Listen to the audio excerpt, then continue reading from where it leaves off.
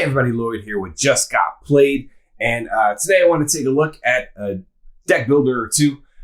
If you're like me, you grew up in the 80s, maybe not, but you grew up with a lot of the staples of the cartoon genre back in the day, where basically all these cartoons were out, the Transformers and Thundercats and stuff. And they were basically big glorified commercials for toys and toy lines. So like, if you look at my shirt here, you can see quite a few here. We have He-Man, Skeletor. And you have Megatron from Transformers. And you have Shredder from the Ninja Turtles. And then over here on the left, you have, what we're here to talk about, which is, Venom Commander from Freedom Squadron, right?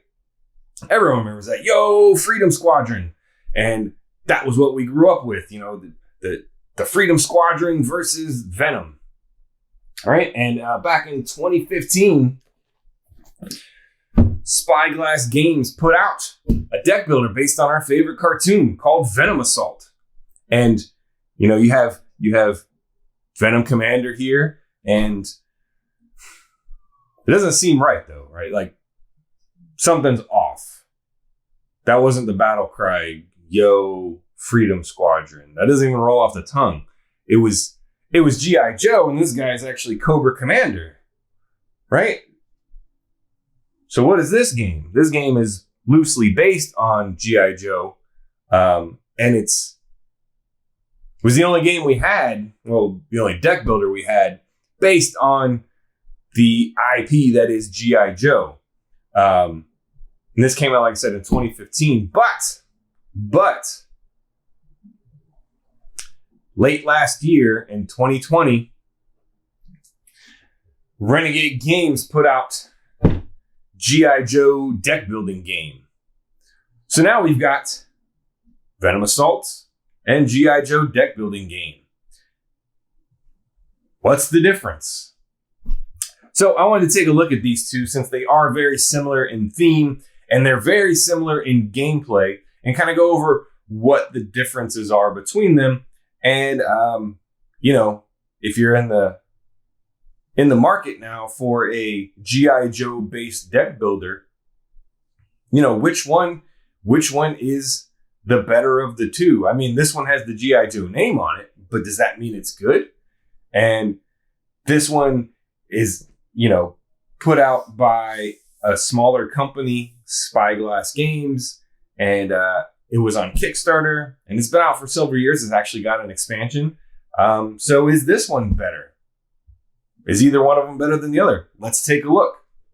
So first off, let's start out with the similarities between the two, right? So obviously, the similarities between the two are the G.I. Joe theme. Now, Venom Assault clearly was aimed at G.I. Joe, and they just either couldn't or didn't try to or didn't want to get the IP of G.I. Joe. They wanted to be able to have their own, no restrictions gameplay and storylines with Venom Assault. But it is based on G.I. Joe. Like, anybody can look at it and tell. I mean, if you just look at the cover, you have this guy that looks like Cobra Commander, and then you have this guy that looks like Roadblock, and then you have some ninjas in there that are like Snake Eyes and Storm Shadow. So, I mean, it's very much inspired by G.I. Joe. And then you have, G.I. Joe, which actually has all the IP branding of G.I. Joe. So you have, Cobra Commander and Destro and the Baroness and Scarlet and Lady J and Snake Eyes. You have them all in there. Okay, so theme-wise, they're very similar, right? And for all intents and purposes, this is basically G.I. Joe the deck builder before G.I. Joe the deck builder came out. So what else do they have in common? So they're both deck builders. You were both building a team of Joes or Freedom Squadron soldiers to fight against the evil Venom or Cobra. They both do kind of the same thing. So you have like legendary and some other deck builders that you get multiple copies of cards, and like I have several Hulk cards, and you have several Hulk cards, and I also have Captain America on my team, and you have Captain America, and there's this kind of a little disconnect with the game. Both of these games do not do that. All of the cards that you're going to recruit are unique. So if you recruit Barbecue, only you have Barbecue. He's part of your squad. Same thing with this game. All of the knockoff Joes, for lack of a better term, all of them are unique. So there's not going to be two versions of the Roadblock character. There's only going to be one. So once I have him, he's on my team. That's it. All right. So that's a similarity between the two. They both use unique cards for the deck construction. There's no duplicates. There's some duplicate generic cards like the service rifle and stuff like that. And over here, there's some, I think, some generic gear. But for the most part, the characters are going to be unique. So what else? How else are they the same? They both use dice to resolve combat. So in both games, as you go attempt a mission, you are going to put together a team based on what's in your hand. And those team members are going to generate dice. Now, they do it in a little slightly different way, but they're going to generate dice.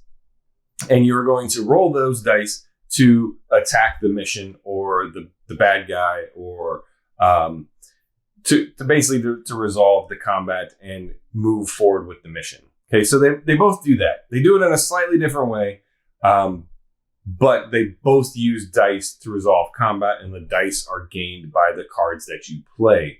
Right? So how else are these similar? They both have missions that you're gonna go on.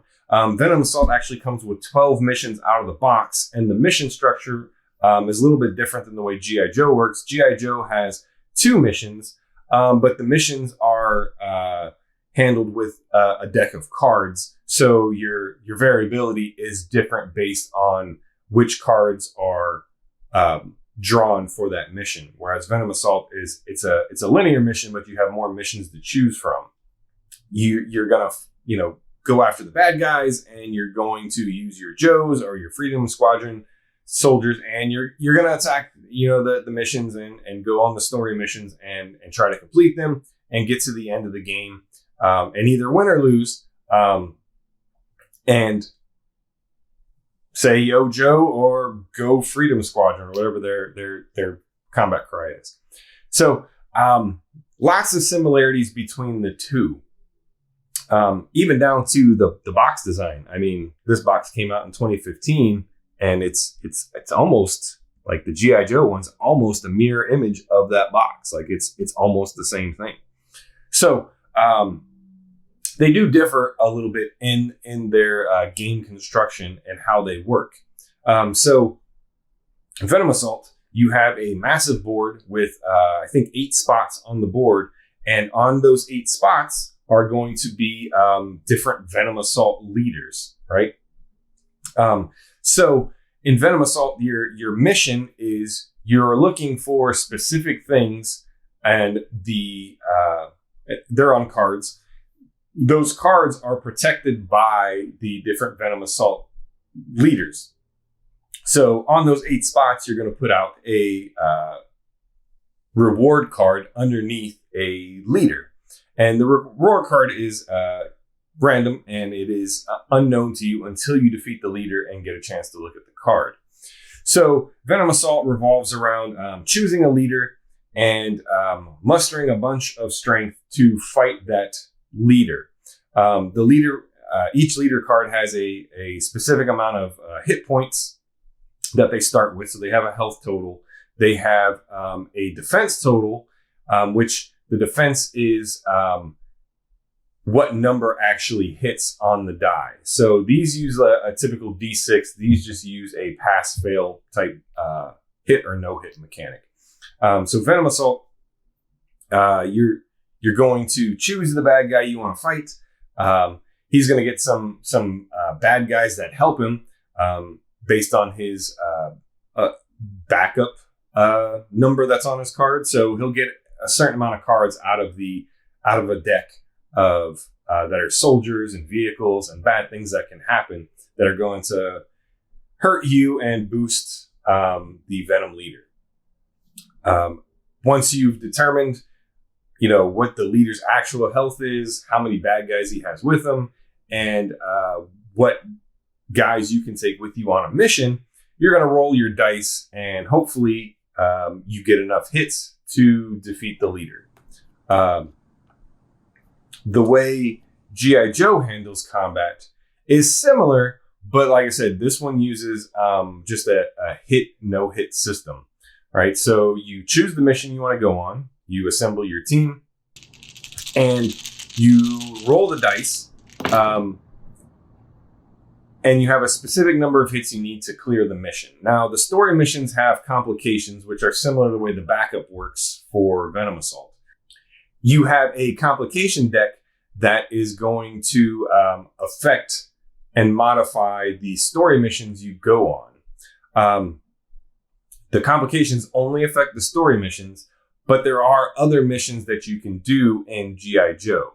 So aside from the story missions, you also have leaders or commanders that come out. So Cobra Commander could come out. Dr. Mindbender could come out.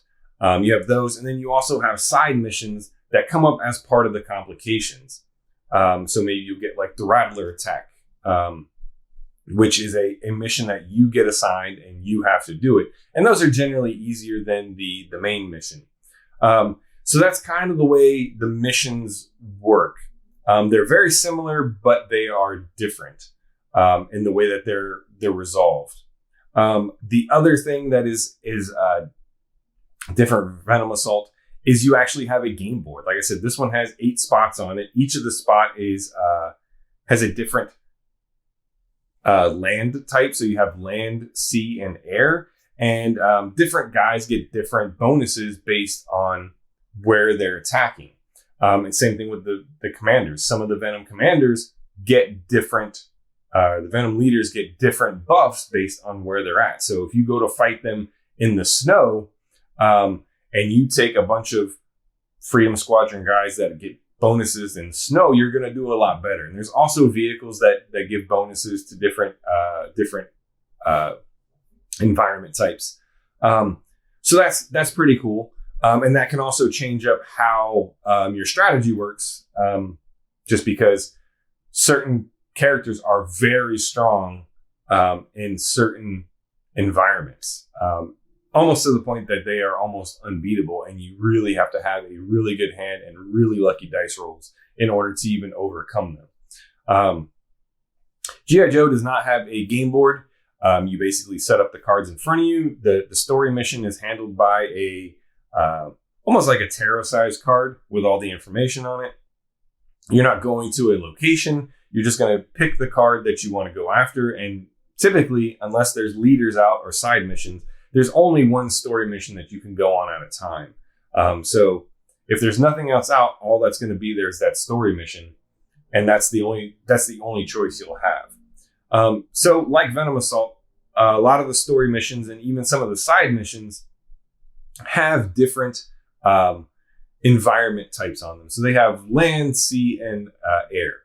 So the way that works is similar to VENOM Assault in that if you take a Joe or choose a vehicle that gets bonuses to Skye missions, then you're going to get bonuses to your dice rolls and you're going to get extra dice if you go take a plane to fight this mission that is taking place in the air somewhere. So it's very similar how they both use that same kind of mechanic. I think where the big difference lies in the games are how you put together your team and the phases in which they happen. So in VENOM Assault, you recruit and then you choose a mission to go on, and then you put your team together. And G.I. Joe, you first go on any missions you want to go on, and then you recruit at the end.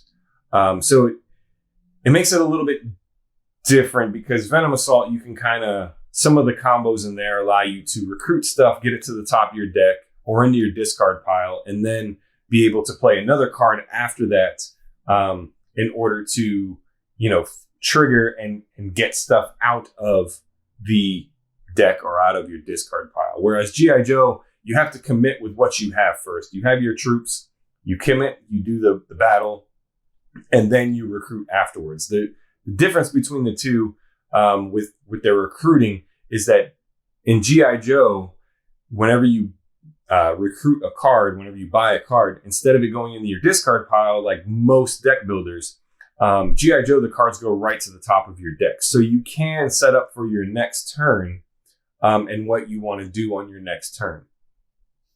VENOM Assault, typically it goes right into your discard pile, and then you're going to shuffle that deck eventually, and eventually you'll get the card.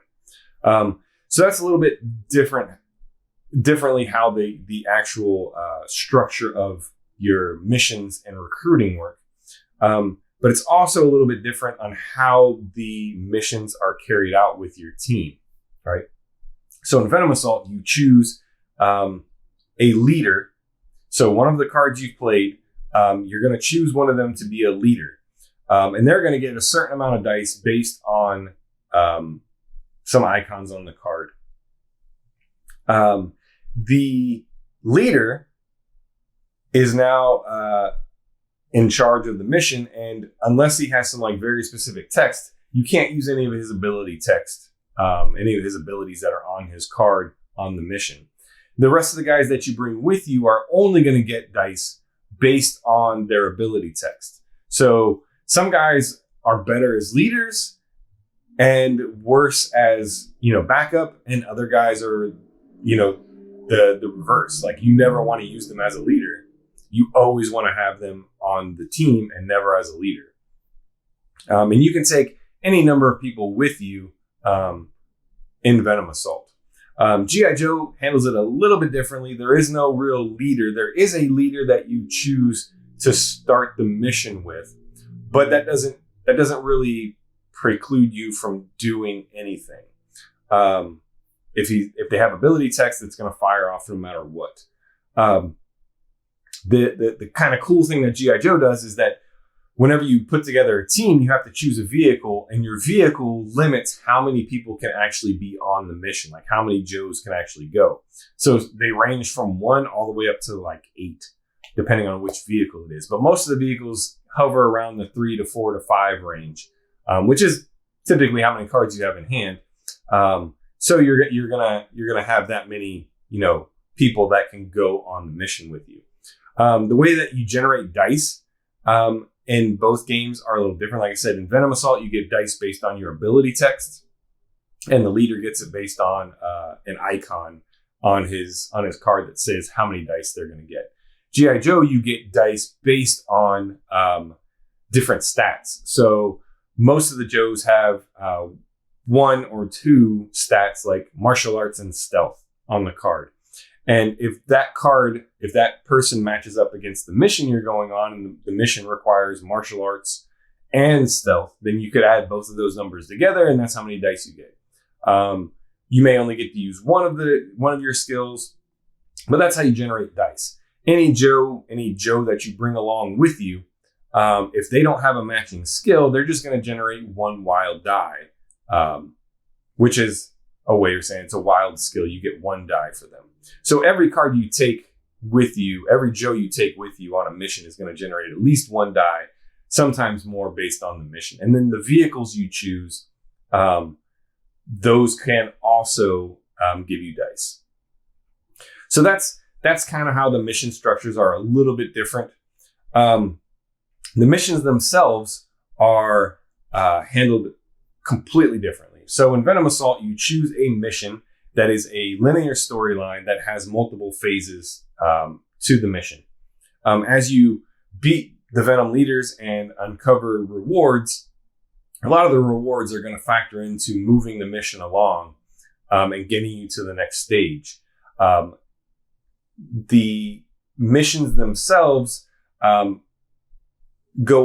get harder or easier based on what you have in play. So a lot of times the rewards are going to give you some benefit to negate what level of the mission you're on.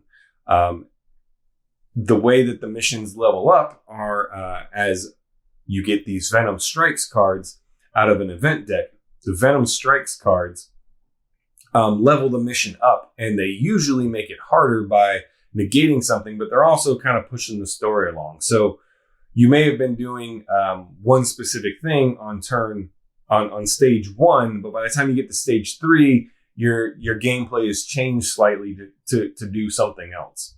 And that's the way the missions work in Venom Assault. You're going to get 12 of them out of the box, and they're all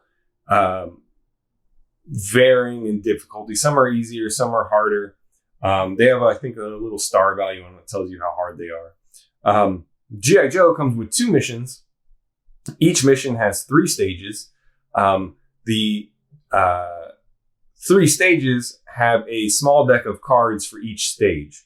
So you're going to shuffle up those like stage 1 cards, pick out 1 or 2 of them, depending on how long of a game you want. You're going to take those 2 cards, put them in a face down stack, and then you're going to take, there's one end stage card for each stage. So Act 1 has a card, has a gold border. You put that on top, and you do the same thing for stage 2 and 3. So you're going to have a 6 to 9 card stack of cards. That is your mission. And so your mission is destroy the mass device. And then there's another one, I forget the name of it. But the story is following like an episode of G.I. Joe. And the cards that are in there are what make the mission different, and you have different things you're doing. So even though you only have 2 missions, you have this variable setup that's going to change how each of those 2 mission storylines are going to play out and the things that are going to be needed to get through them. So that is kind of the core game of how they both work. There's some other minor differences. In Venom Assault, you can't help your fellow players on their turns unless you get the expansion that came out. The expansion gives you some cards that coordinate or teamwork. I forget what it's called, but that allows you to play those cards on other players' turn to help them with their mission. G.I. Joe, right out of the box, everybody can help everyone immediately. I choose my vehicle. I choose 2 guys to go on it. You know, my player 2 has a card that's going to be really good. He's like, hey, I want to go on the mission. I'm going to get 4 dice to help. They put their card in, and they get to go on the mission. The only downside to going on missions in both games are that any card that you've played out of turn, you don't refresh your hand. So if you're player 4 in G.I. Joe and you help on the first mission, you may not want to help on any of the other missions because your hand's going to dwindle. And then on your turn, you're not really going to be able to recruit. You're not going to be able to do anything. And that kind of works on both games. It works the same way. Again, you do need the expansion for Venom Assault. And that came out, I think, it was either in 2020 or 2021. I have it. It's mixed in here.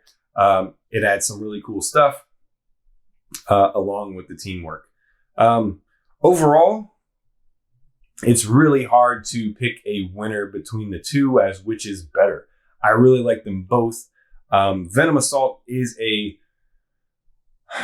longer game. It's going to be longer just because you have 8 guys out on the board at a time, and there's like 20 or 30 commanders in the game, or leaders, and you are hunting through those locations to find the rewards you need. Now, some of the missions require you to just beat certain people and move on, but a lot of them require you to look for very specific cards that are being protected by the leader. So this game can go very long. It says 60 minutes on the box. It can go 2+ hours sometimes. So it does get a little bit long. And that may be a detraction. I kind of like it. It is also kind of brutal. You can start a mission and be like, okay, this guy, I can take him out very easily. I'm going to generate 8 dice, and I only got to hit him twice. But then those complication cards that come out of they're not complications, but they're essentially the same thing. The cards that come out of that Venom helper deck, those cards can completely make or break you. They can take dice away from you. They can boost up the leader to the point where he needs higher than a D6 to actually hit, which means you can't even go on the mission. So you can start a mission ready to go, and then by the time those cards come out, it could completely just, well, I'm not going on a mission this turn because there's no way for me to physically do it. I only have 4 dice and the leader now has, 6 life. Or I have 8 dice, but the hits on them need to be 6s or 7s, which is almost impossible to do. I don't know of any cards in Venom Assault that allow you to, not many. There are a couple that will add numbers to dice, but to get, 6 hits with a 7 is almost impossible. Like you can't even go. So there's a lot of downtime in Venom Assault where you recruit and then you can't go on a mission. You just pack up your cards and move on. G.I. Joe is a much shorter game. You can knock it out fairly quickly. The downside to G.I. Joe, in my opinion, is when you're doing good, there's nothing to do.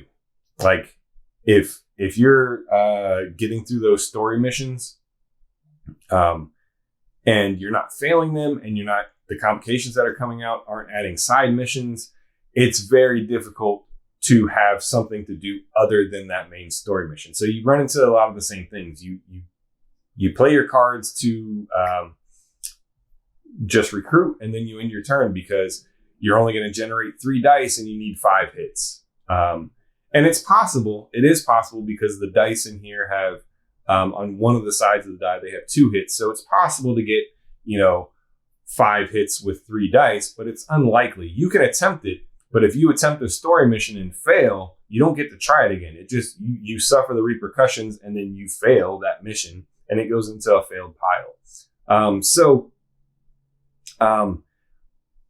Overall, they both do a very similar thing, but they do it very differently. And I think for that, I really like both of them. I like how quick G.I. Joe is. It's very quick to set up. It's very quick to tear down. It is very quick to play. So if I need a short game that's under an hour, I'm probably going to choose G.I. Joe. If I want a really long, drawn-out game where I have lots of options and lots of choices, but I also know I'm going to be playing for a while, I'm going to choose Venom Assault. It's just a different animal. And I really like the fact of the variability of all those different bosses coming out and where they end up. There's so much randomness in this game. It's probably a detriment to a lot of players that they won't even like Venom Assault because of the amount of randomness. G.I. Joe, the randomness is that deck. And when the card comes out, you know exactly what you're getting. And the only real hidden information is what's on those complication cards.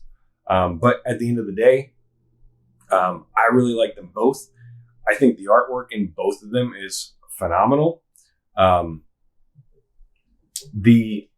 forgot who the artist was on G.I. Joe, but he is an artist that did a lot of the G.I. Joe comics.